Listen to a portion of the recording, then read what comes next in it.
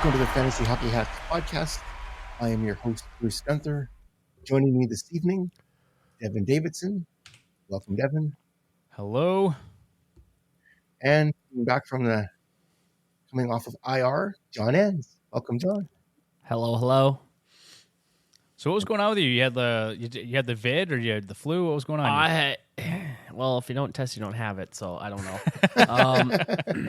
But yeah, no, it was an extremely rough week, and it's been rough for a few people at the office here. So still not quite over at 100%, but we're getting through. Nice. Good to have you back. Yes. Good to have you back. Someone to read all the waiver wire notes for tonight, so Devon and I don't have to. Fun times. Tonight we are episode 145. We are doing the fantasy preview for week 10. So hopefully you all did well in week 9. I think I'm going 1-1, which isn't too bad for me. I'd ask John, but I know what he's doing already this week. So. What? Not well, John. What? No way. Yeah. It's only 110 points. He can make that up in like half an hour, can he? It's a stretch. I know I'm good, but I don't think so. Man, I'm getting hammered by injuries this week. Like in pretty much every league I'm playing in. I've got guys who are on IR day to day.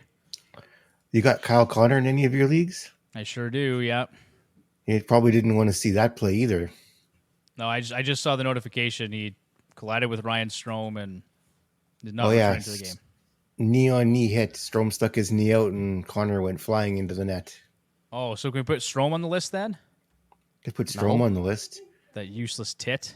Then Scheifele went in to fight Strome and got absolutely shit hammered. So Scheifele could be out too. He took a couple of pops on the jaw, pretty nice. So that makes me feel good. Wow.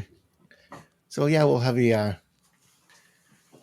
a few options tonight for John's list. So for those that don't know, if you're a regular listener to the podcast, you're undoubtedly familiar with John's list. It's John's shit list of players, past and present. We throw in the occasional commissioner, coach, GM, newsworthy topic from around the hockey world. And today we have a few of them. So John, what's your selection for the evening? Today's selection is Eric Gudbranson and Nick Cousins for just pretending to be goons. Nick Cousins taking out Gudbranson into the boards there behind the net. And Gudbranson doing his best impression at wrestling and UFC and everything else with taking him down and beating him while he was there. Yeah, it wasn't... we watched the clip here before of what the hit was, and the hit wasn't pretty, and then Gudbranson got up and then started beating on him. I think, okay, and then show the follow-up there a few minutes later, and it's like, oh, dude, what are you doing? He just ragdolled him. Yeah. I'm all for a good retaliation, but... but like you said, at least you got to give the guy a chance.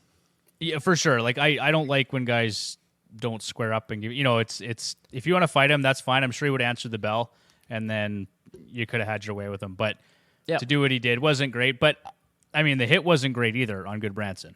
No, it wasn't. Kind of hit him right in the numbers, and then, like I said to you guys earlier, I don't think Nick Cousins got a penalty for that.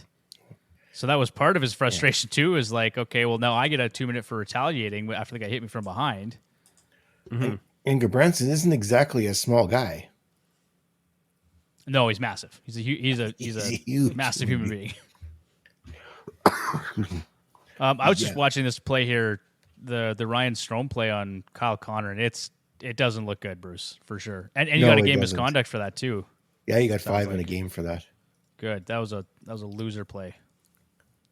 Yeah, I don't understand why the stick the knee out thing. I don't get that, but I also can't skate, so I really can't really say too much on that. So no, that's just a bad play. There's no reason for Ryan Strome not to at least try and avoid that play. Yeah. Ooh, yeah, that hurts. Yeah. Brutal. He's on my list anyway.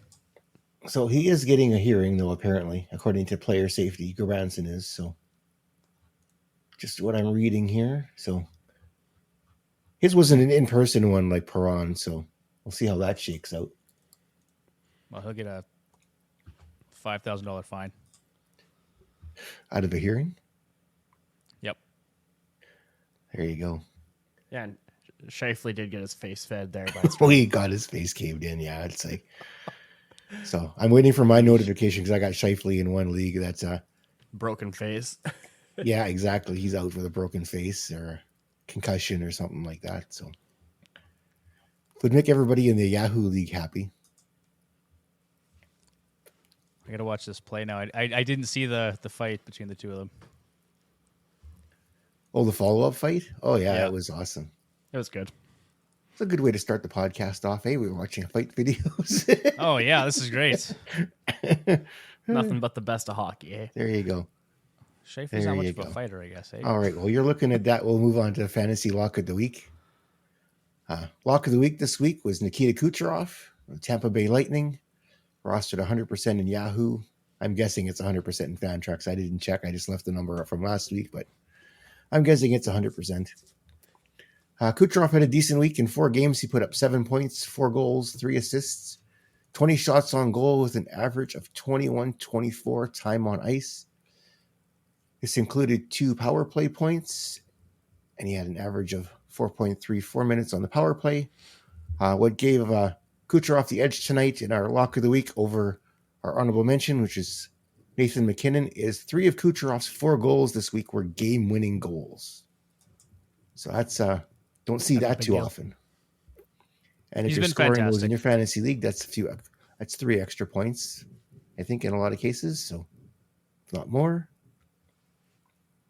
Well, and because I'm a giant homer, Bruce, I'm going to throw in Evan Bouchard here because he had 2 game winners on 3 goals and his 6 points this week.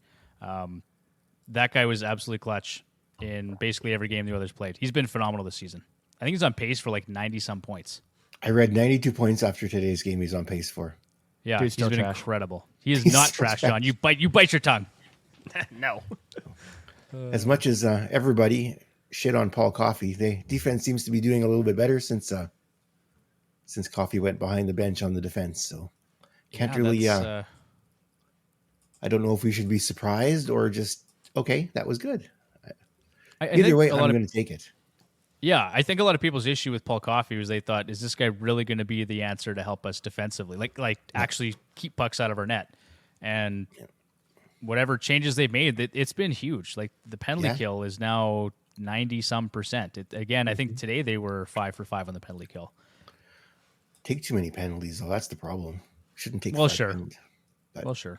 But hey, But if your Bruce, kill is good as good, that's fine too. did you watch the Oilers game today? No, I haven't watched the highlight yet. Okay, so there I got again. into Sorry, I was just going to say there were some soft calls again. Like the Oilers are not getting any favors from the officials. There's been some pretty weak calls in my opinion, and then the Oilers aren't getting the calls the other way too quite often. So I know I sound like a whiny homer, but it's just you watch the games and it's frustrating. Yeah, the only reference I got today's game was I got a notification on my phone when Evander Kane scored because I have Kane on my ESPN team. Empty netter. Was it?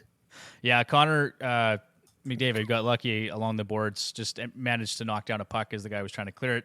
And Connor had it on a stick for like a second, backhand pass. Kane was wide open, kind of in the slot area.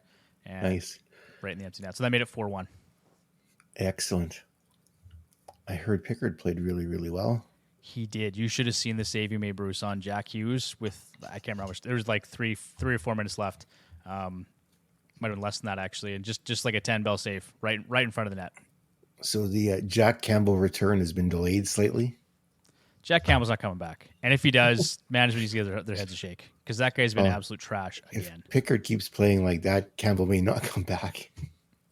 No, they're gonna buy him out. He's gonna spend the rest of the season in the minors, barring injury. Knock on wood, right? And then they'll buy him out with the cap space they get next year. And yep. Yikes. All I got to say is yikes. But at least look at it this way. Our goaltending isn't as bad as other teams in the league now, so we're good. We're looking better.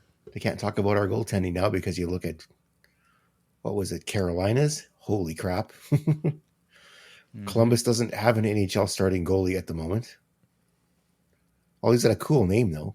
Jet Jet Graves or something? Yeah. Yeah. So That's good. And New Jersey too has been. Yeah, who's in that? Was it Schmid or Vanacek today? It was Schmid today. Schmid. Yeah, but he whatever was 4 goals on 23 shots, I think. Yeah, not optimal if you're wanting to compete. No, not at all. All right, there we killed 10 minutes off. Yahoo! Okay, let's move on to edge work for the week 10. This is the segment where we put in the work to give you the edge in your fantasy hockey leagues. Each week, the hacks will cover the NHL schedule and waiver wire targets to guide you to victory. So, things to know for this is week 10. Week 10 is following a familiar format as week 9. 2 full days and 5 light days. While there is debate whether 8 games in a night should be considered a full night or a light night. I think the way the NHL describes it, it's still considered a light evening with 8 games, but I've seen some lively debate on Twitter or X about whether that should be changed.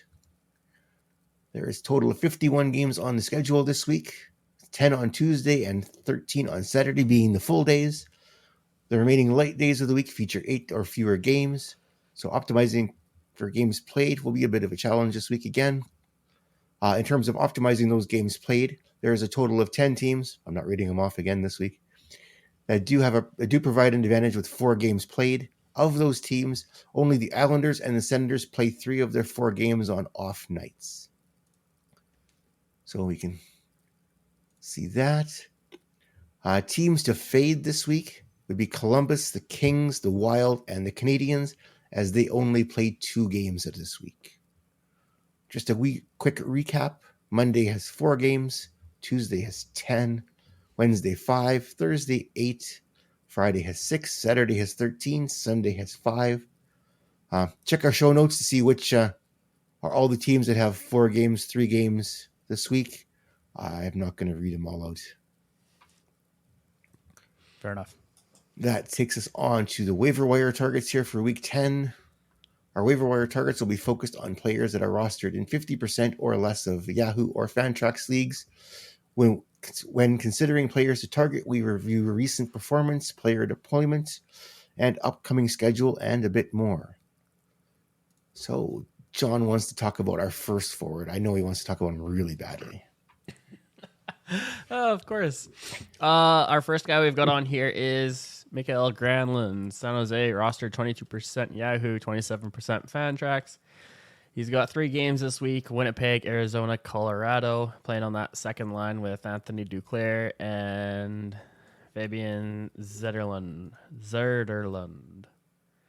Also on PP1, Granlund has 13 points, 3 goals in his last 10 games, currently producing at a 66-point pace over the full 82-game season. He's been playing quite a few minutes here lately. And in the last 10, he's averaged 21.50 overall and 243 on the power play with a 71.1% power play share.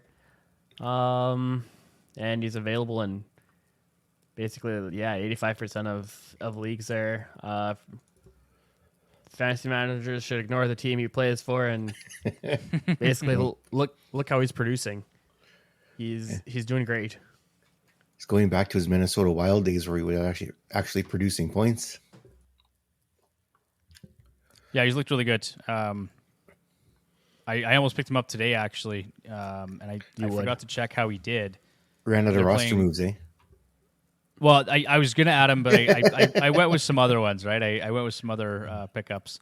I didn't like that matchup against Vegas today, and so I'm not sure. Did he do anything? The game is on right now. Okay. So to be determined. Hasn't started yet. To be determined. There you go. He'll put up 4. Exactly. If Devon picked him up, it would have been 2 because he didn't pick him up 4. Yeah, exactly. All right, our next guy on the list here is from the Buffalo Sabres, Casey Mittelstadt. I always pronounced it Middlestat, not Middlestat. Oops. Anyway, roster 25% in Yahoo, 64% in Fantrax. 4 games this week. Arizona's at home. on the road to Colorado, Vegas, and on the road to Arizona as well. He is on line 1 with Jeff Skinner and Tage Thompson. 25-year-old is playing at a 67-point pace with 22 points, 6 goals in 27 games. More recently, he has posted 9 points, 3 goals in his last 10 contests. Over those 10 games, Mittelstadt has been a workhorse for Buffalo, averaging 21-17 time on ice and just over 3 minutes on the power play. Playing with Skinner and Tage Thompson is just one more reason to pick up this player for Week 10. Buffalo does have a 4-game schedule, but it is a grueling one with 2 matchups against Connor Ingram and the surprisingly good Arizona Coyotes, as well as games against the last 2 Stanley Cup champs. Yeah, they could be in tough this week. That's a tough schedule. Arizona's Connor Ingram's been great, and Colorado, Vegas, that's tough, but he's been producing, so yeah. If Buffalo can get some steady goaltending, they'll be in. They should be able to hang in there with them, but they'll need some steady goaltending to keep them there. Devon, would you like to talk about the other Strome tonight? Yeah, I feel a little bit better about this player in particular. I'm just bitter with Ryan Strome because he came to Edmonton and did absolutely zero zilch. Did he ever fight in Edmonton? I'm not sure. And then, of course, he goes to Anaheim and obliterates a player that I care about, and then actually throws the gloves down. So I'm just, that's fine. Anyway, Dylan Strome for the Washington Capitals, 18% rostered in Yahoo, 50% in Fantrax. He's got 3 games on the upcoming schedule against Philly, Nashville, and Carolina. He's on that top line with Alex Ovechkin and Tom Wilson right now, as well as Power Play 1. He's starting to round into form offensively with 7 points, 4 goals in his last 10 games. Really can't beat that deployment. And then, like I said, the competition this week is fairly favorable. They don't play until Thursday, so if you're going to look at Dylan Strome, probably wait until late Wednesday or early Thursday morning to pick him up, and then you can take advantage of some other acquisitions earlier in the week.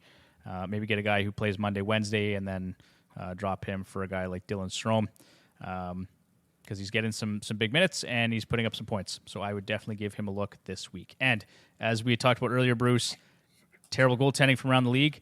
Carolina, I think 2 of their 3 goaltenders are in the top 4 in terms of the lowest save percentage so far this season. So, yeah, and that really sucks for Carolina. Is usually perennially a really good defensive team, but you can have great team defense, but if your goaltender can't stop the puck, that hurts a lot. It's been a rough season for them, and I think they're going to figure out their 3-headed monster for next season. I don't expect we're going to see both of Ronta and Anderson back. I think Anderson will be the odd man out there. I think just injuries too much.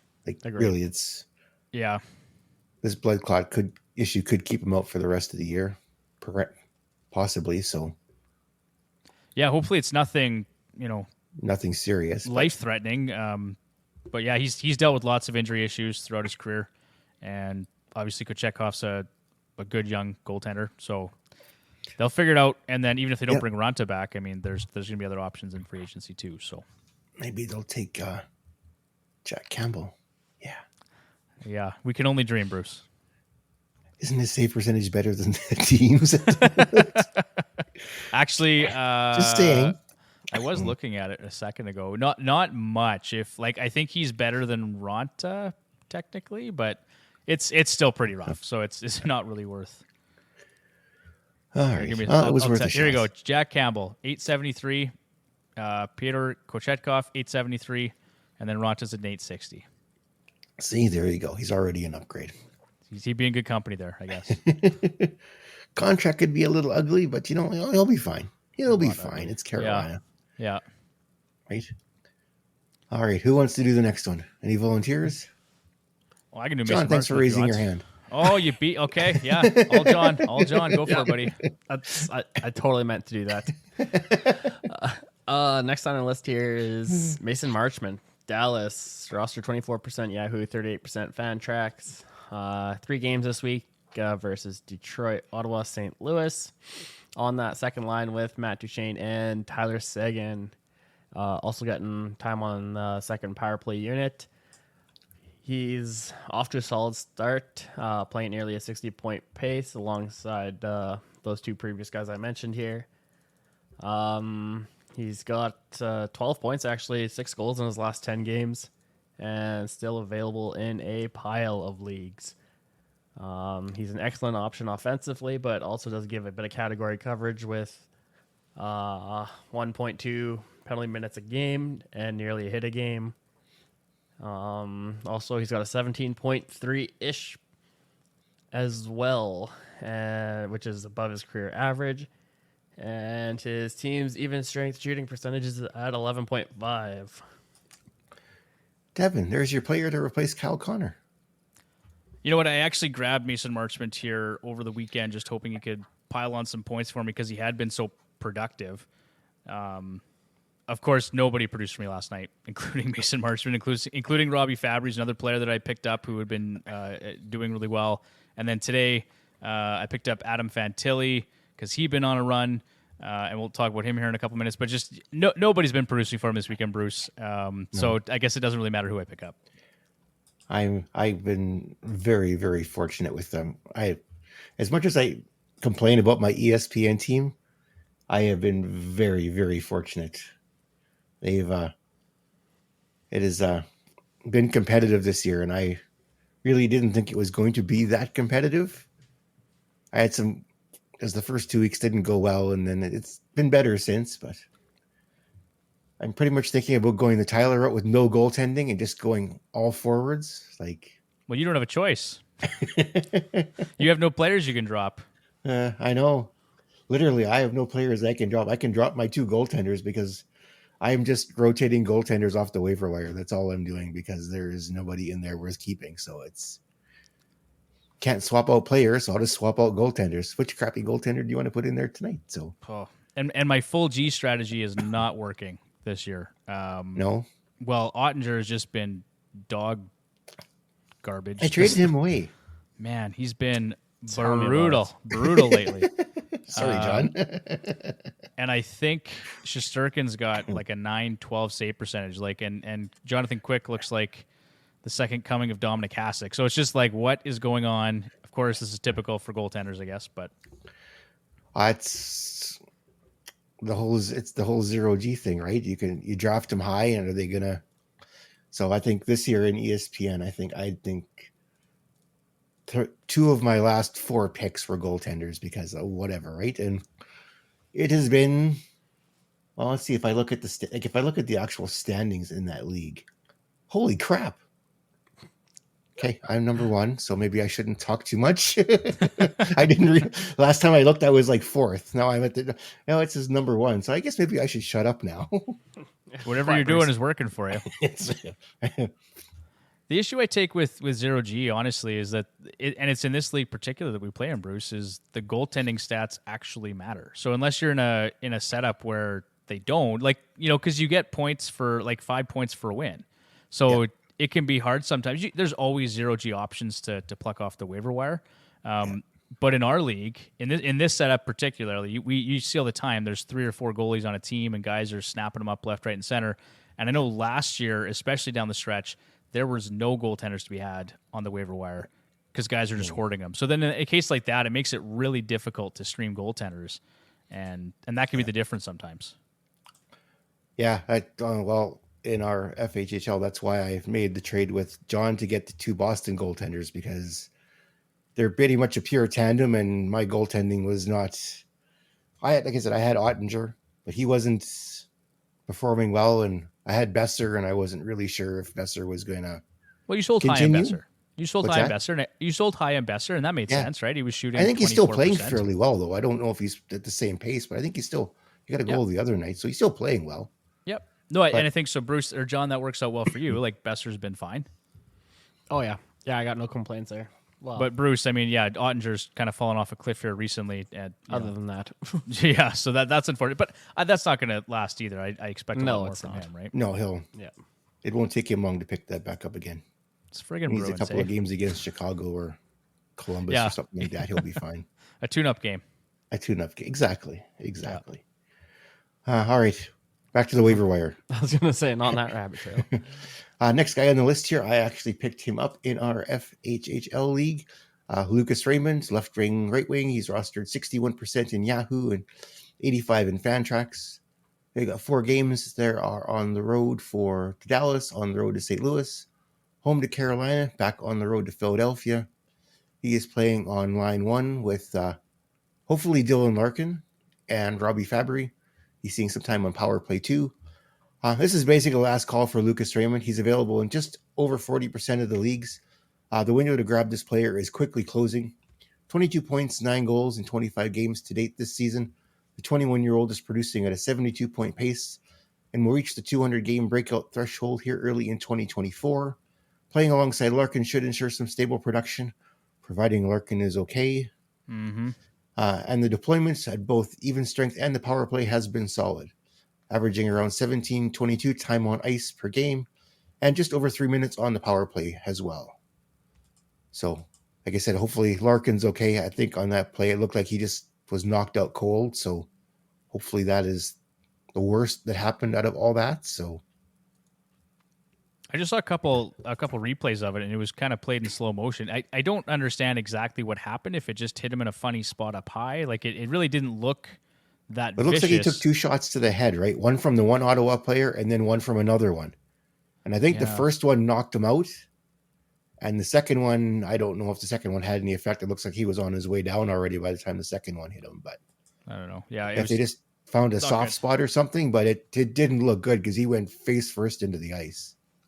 Oh, he just laid there. Like, there's he didn't move. Lots of clips. No, he just laid there. So like, you can see the Ottawa players are waving people like, get out here. Like, he's out. Like, get out here. Then Perron went for a skate. Just about took Zub's head off. That's fine. Totally fine. That's legal, right? Nice. Like, if he was standing next to Zub and did it, I'd probably have a little bit more okay with it. The video I saw, which was a clip, in that clip, he took 2.5 strides before lifting his stick. Like, if you're standing next to him and you want to deck him, okay, that's one thing. But 2.5 strides for a guy the size of Perron, that's some significant distance he's covering. So, but he's getting an in. Well, he was offered an in-person one. So, knowing the NHL, they'll give him like 5 games. Knowing the NHL, they'll give him 2, if that. Oh, yeah. Well, they did ask for an in-person one, so that probably means, well, yeah. Who knows? Perron will say, I'm sorry. He'll drop it to 2. Well, if it's in person, he's getting at least a game. Yeah. Right? If it's not, if it's just an over-the-phone hearing, it's almost always a fine. Yeah. Well, he waived the in-person. They're just doing it over Zoom is what the... Right, but if they offer, I guess my point is, if they offer him an in-person hearing, like, he's getting a game for it. Yeah, and they did do that. So, yeah, sounds like Zub is okay. Well, you can see the video. Zub sees him coming in. What the hell? His face. Look at his face. Like, what the hell are you doing, buddy? And then it's like, oh shit, I got to defend myself here. Yeah, I got to watch this play again. So I don't know. Was it because was it Matthew Joseph that hit him too? Like, that's the. I think Joseph was the first guy that did it. First guy that hit him. And then I don't remember who the second person was. Okay. And later those on guys in have the a game, history too. Yeah. And then later in the game, Joseph squared off with another Detroit player. I can't remember who it was. They had a fight a little farther down in the game as well. Excuse me. All right. Who else we got here, Bruce? All right. Let's talk about the guy you picked up off of waivers here. Yeah, not a whole lot to report, honestly. Adam Fantilli, I kind of expected 29% rostered in Yahoo, 75% in Fantrax. Unfortunately, just 2 games on the schedule, Toronto and New Jersey for this week.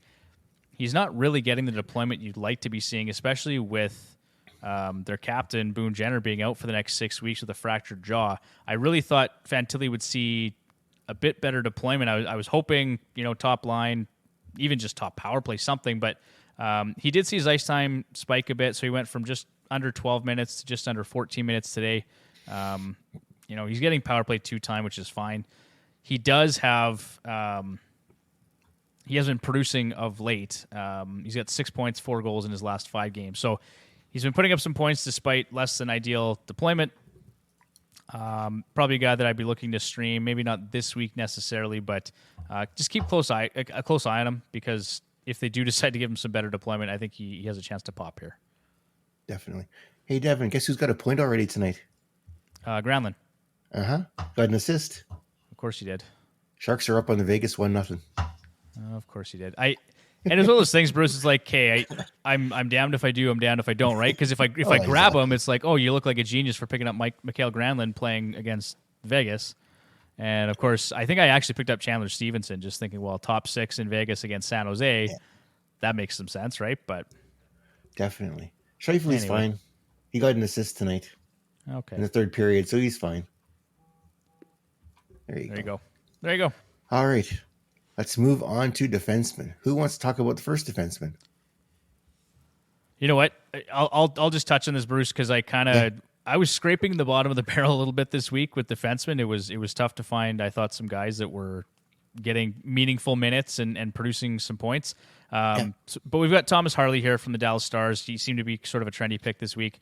He's just 3% rostered in Yahoo and 37% in Fantrax. The Stars do have 3 games this week against Detroit, Ottawa, and St. Louis. He's playing on the third pairing, but he's been getting power play 2 time. He's been really productive, actually, despite third pairing minutes with 5 points and 3 goals in his last 6.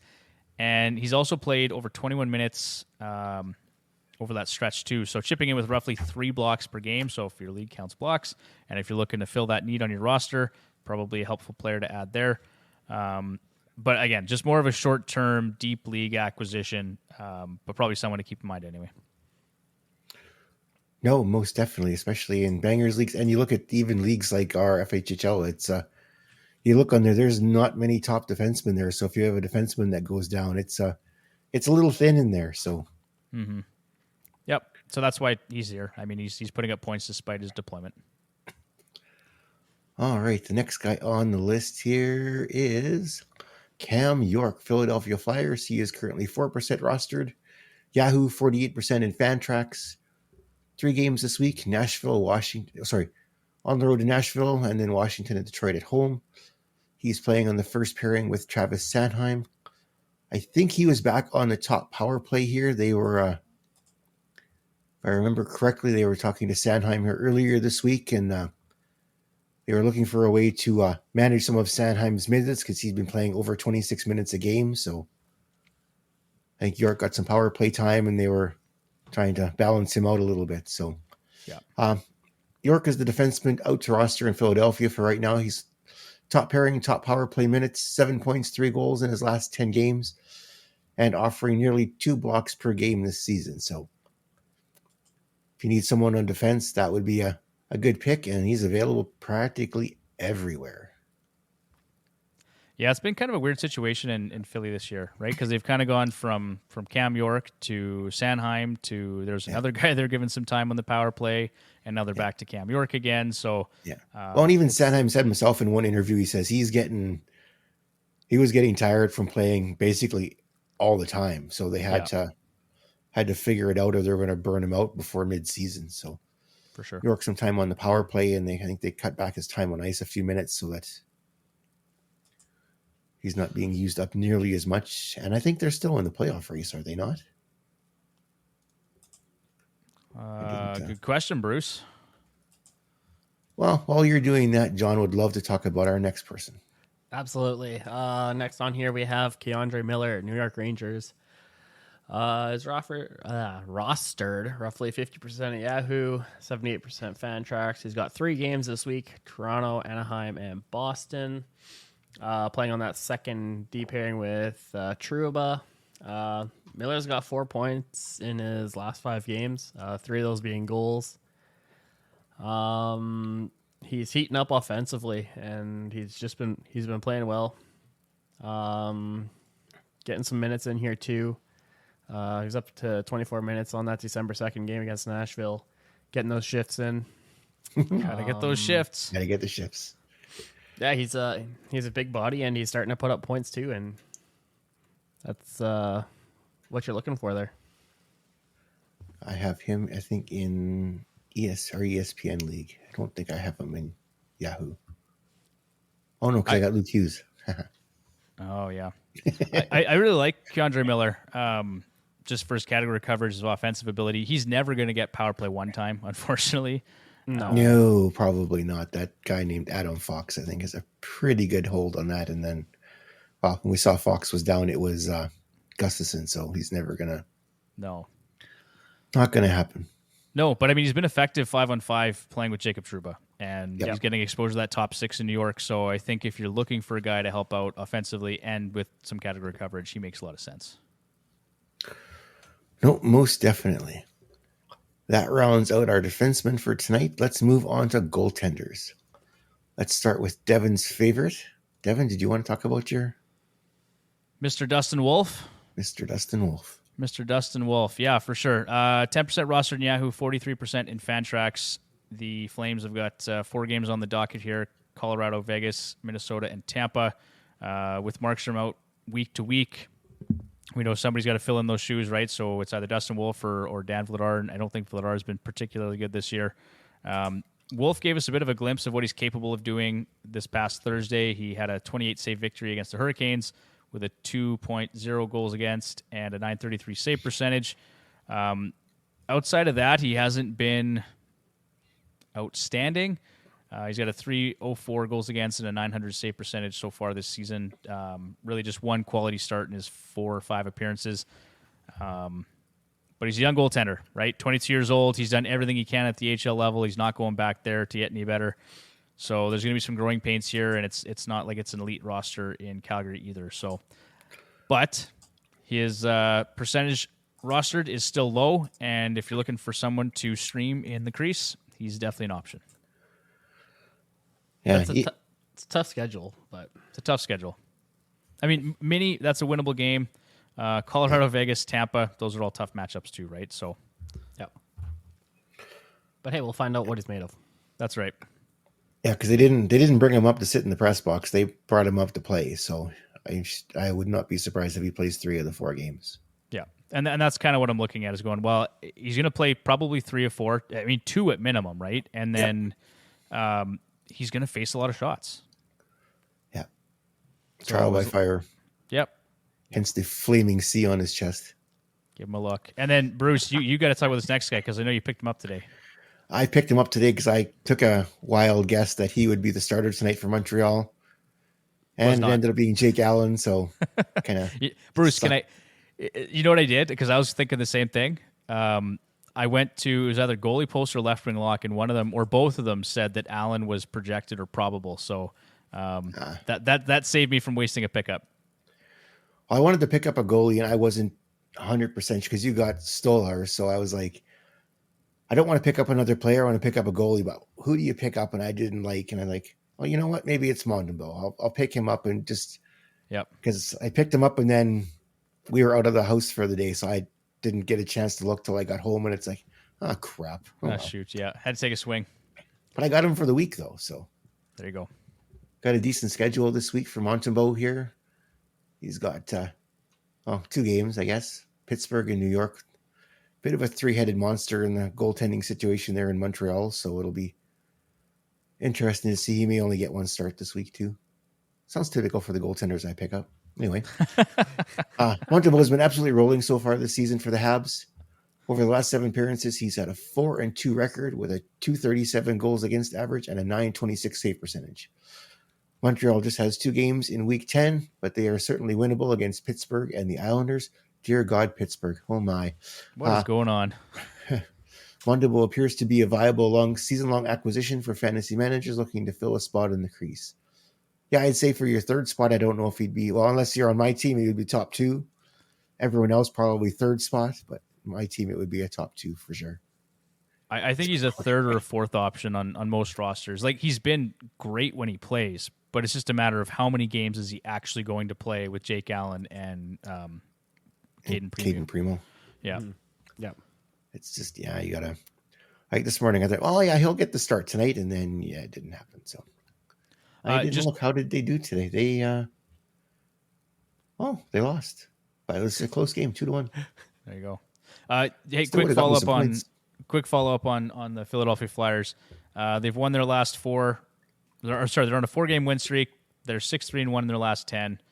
They're actually a +10 goal differential so far this season. 15-10-2 overall. They're 2nd in the Metropolitan. Amazing what happens when you get some players back from injury, eh? It's insane, though. Like, they should not be this good. They're not even in their window to win. Pittsburgh is underperforming. Carolina is underperforming. The Devils are underperforming. They're making the most of it. Why not? Yeah, it's crazy. Oh, that is awesome. John, you want to talk about our next contender on the goaltending list? Yes, next on here we have from our lowly San Jose Sharks, Kahkonen. Rostered 3% of Yahoo, 16% Fantrax. We've got 3 games this week: Winnipeg, Arizona, and Colorado. In his last 6 starts, he's posted 5-1-0 record. His goals against average is higher than I'd say an elite goaltender, 3.33. But he's had a .917 save percentage, so you can definitely tell he's been trying to carry the team there. Like I say, it's going to be a challenging week ahead, and the rest of the season really. But he'll face a ton of shots and hopefully get a ton of saves. So either boom or bust, in my eyes. Yeah, pretty much. And they actually haven't been playing that too bad as of late either. So that's that also helps them out as well. Another one to look at too is he's not rostered much more, but Mackenzie Blackwood too has been playing well for that team as well. He's 13 in Yahoo, 30 in Fantrax, I think is what's got. Devon wants to talk about the last 2 on the list because he is such a fan of this team. Bruce, don't tempt me. You know what? Yeah, so I just brought it up because Joseph Wall is now, it's been confirmed, out week to week with a high ankle sprain. So the load is going to be thrown onto Ilya Samsonov and maybe to some small degree Martin Jones. So they've got 4 games on the schedule this week: the Islanders, the Rangers, the Blue Jackets, and the lowly, surprisingly, Pittsburgh Penguins. Samsonov is rostered in 63% of Yahoo League, so he's still available in some setups out there. Martin Jones in 12%, and then it's 82 and 9 in Fantrax. There's really not a lot of love for Martin Jones out there, and I think Samsonov is going to carry the load of the starts here while Wool is gone. Neither of them have been that great, but Samsonov did post an 18-save shutout against the Nashville Predators here on Saturday, so pretty good start. Yeah, they said the defense actually played like a defense in front of them, so maybe they'll figure that out for a change. Yeah, I mean, he's shown that he can do it, right? We saw what Samsonov did last year. I think did he not have like a .920 save percentage last season? So he's capable of doing it, definitely, but he did struggle this year. Yeah, I'm just looking at his numbers here. .919, sorry, and a .233. So he's definitely got more to give than what he's shown this year. I mean, he's a career .906, so take that for what it's worth. But I think better days are ahead for Ilya Samsonov. Definitely. Go Sammy. All right, that does it for the goaltenders. Did we have anybody else off the cuff we wanted to talk about? Well, we've got our own waiver wire acquisition we should probably talk about, Bruce. Oh yes, I will. Since you did most of the legwork on that, I'll let you speak to that. For sure, yeah. So we've had Ryan Black on the show before, both on our Wednesday night show on Edmonton Sports Talk and on our own Fantasy Hockey Hacks podcast, which goes out on Sunday nights. So Ryan, I know I've known him for the last year or so. Just we spent some time working together at Rolco. Quickly got to know each other quite well, just because all we would talk about is fantasy hockey. He's a hockey nut, big Oilers fan. But him and his buddy Evan Diebert started their podcast, Puck Dynasty, and we just started talking here recently. I know for us at the Hacks, we want to start putting out more content and just having more diverse content. One thing we don't talk about much is dynasty hockey and keeper league type formats, right? So we really enjoy season-long stuff, talking about what's going on in the league currently. One thing we probably lacking for more of our advanced listeners is that dynasty format. And so that's kind of what Ryan and Evan are going to bring to the podcast. They've decided they're going to join us. They're coming in as part of the team. And so they're going to be putting out at least one episode every week. We're still working out the details as to when. It sounds like maybe it's going to drop on Saturdays. So we'll have the Saturday episode. It's going to talk about dynasty and keeper stuff. We'll do our Sunday show, which will get released kind of late Sunday or early Monday morning. And then we'll have our Wednesday night show that's live and then also gets released as a podcast. So we're basically have content coming out Monday, Wednesday, and Saturday every week. And then Good coverage. So good coverage throughout the week. And then we're going to be having all of our blog content on heavyhockey.com. That's one thing we had talked about at the start of the year, Bruce, and we haven't really followed through on that to this point. But I think what we want to do is just kind of have all of our blog content housed there moving forward. So, Makes sense. That's the deal. We're really excited to have Ryan and Evan join us. It's going to be a lot of fun, just covering off something that we don't really talk a lot about or have a huge appetite for. Honestly, we think Dynasty is great, but it's just not something we've invested our time into. So. I got really enamored with it I was driving down to Kindersley one day for work, and I threw in I forget which podcast it was, and it was 2 hours of Dynasty. I wasn't even halfway through the thing, and I already wanted to sign up for a Dynasty team. It was like, This is so amazing. And then a couple of days later, I look at how much work I would have to put in to maintain that team, and it's like, I need a secretary to run my because holy crap, is that a lot of work. And to do Dynasty, you have to be interested. You have to love it, because that is an animal. That is a big animal. Yeah. And these guys are great at it. Yeah, Ryan's obsessed with Dynasty. Like he's in a number of leagues. He's in a couple of them. He invests every year like big dollars. And then they have a big payout too. I think they do a trip at the end of it. Like it's big time stuff. It's a deep Dynasty league. He loves it. He's big into prospects. One thing I think we've talked about, very preliminary here, but doing like a World Junior preview show. So we'll probably have that coming up on our Wednesday night episodes. John, I know you'll be pumped about that. Yeah, I like that. Yeah, so definitely between the two of them and John, because John, I know you love World Juniors as well, and so do I, for that matter. I mean, I watch it every year, but excited to have them on and just kind of present some different type of content for our listeners. That's awesome. And to go slightly off topic, John, how many Blades games have you been to lately? None lately, but I'm going to the game on the 27th for sure. I've actually managed to get to a few. Love Sidorov. Oh my god, man, that guy he's like an Ovi. I know. Wong passes him the puck and he just fires it in. I've been to 3 games now and he stands out every game for me. It's just holy crap. Yeah, with their win tonight, they actually have the most points in the league now. So nice. That is fantastic. Shout out Blades. I won't get to see. Is it Fraser Minton? Yeah, they traded for. He'll be off to the World Juniors here right away, so we probably won't get to see him now till January sometime. But I'll have to get some games too. Nathan was just asking me today if we can get to the deck. Can we go to some hockey games? Like he wants to go to an Oilers game, so I'm telling him, we'll get to an Oilers game here this season still, and we'll get to a couple Blades games too. No, it's the Blades. It's been really, really good hockey. They're a really strong team this year. There you go. All right, unless anyone's got anything else, any other side topics or players or... That's it for me for tonight.